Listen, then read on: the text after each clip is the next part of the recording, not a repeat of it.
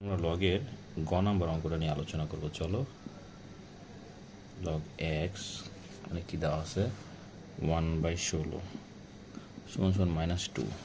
ওকে, ডান। এখন এই এক্সের উপর এটা পাওয়ার হয়ে যাবে। এখন দেখো, কোনো চলকের উপরে যদি মাইনাস থাকে তাহলে সেটা আমরা কীভাবে করতে হয়। এখন আমরা এই মাইনাসের কারণে উপর একটা 1 দেব আর নিচে এক্সের উপর এই পাওয়ারটা বরাবর বসিয়ে দেব, ঠিক আছে। আর এটা যা আছে তাই বুঝবে। চলো এখন এই সংখ্যাটাকে আমরা উল্টায় দিই।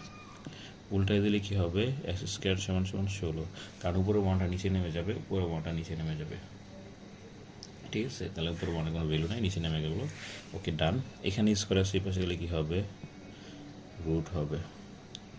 তাহলে 16কে রুট করলে কত হয়, এটা তো আমরা ভালো করেই জানি, কত হবে, 4 হবে, ঠিক আছে। চলো আরেকবার দেখি। এই এক্সের উপরে এই -2টা পাওয়ার হয়ে যাবে আর এই বরাবর সংখ্যাটা এখানে বসবে। এই মাইনাসের কারণে উপরে 1 দেবা, নিচে এক্স স্কোয়ার লিখবা আর এখানে 1/16 লিখবা।